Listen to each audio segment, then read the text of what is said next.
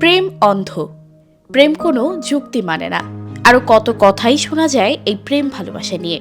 এবার সেই প্রেমের টানেই মালয়েশিয়ার নারী ছুটে এলেন লক্ষ্মীপুরে।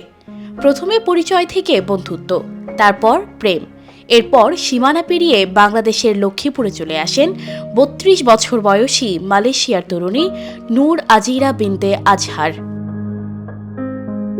লক্ষ্মীপুরের যুবক রিয়াজউদ্দিনের সঙ্গে মালয়েশিয়ান তরুণীর বিয়েও সম্পন্ন হয়েছে। তাদের দেশ ভিন্ন, ভাষাও আলাদা, বড় হয়েছেন পৃথক সংস্কৃতিতে। এমন অনেক অমিল থাকা সত্ত্বেও এক হয়েছেন ভালোবাসার টানে। গত মঙ্গলবার তিনি বাংলাদেশে আসেন। শুক্রবার সন্ধ্যায় পৌরসভার ১২ নম্বর ওয়ার্ডের আবিরনগর এলাকায় তারা বিবাহ বন্ধনে আবদ্ধ হন। নূর আজিরা ও রিয়াজউদ্দিনের মধ্যে ৬ বছরের প্রেমের সম্পর্ক। ২ লাখ টাকা দেনমোহরে রিয়াজ তার স্বপ্নের নারীকে বিয়ে করেন।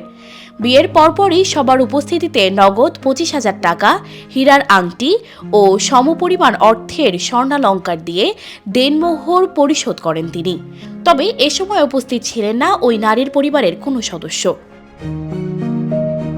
রিয়াজ পৌরসভার ১২ নম্বর ওয়ার্ডের আবিরনগর এলাকার সাবেক সহকারী সাব রেজিস্ট্রার জামাল উদ্দিনের ছেলে।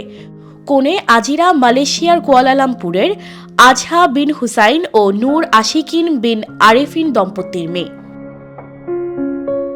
সানজিদা রহমান, প্রবাস খবর।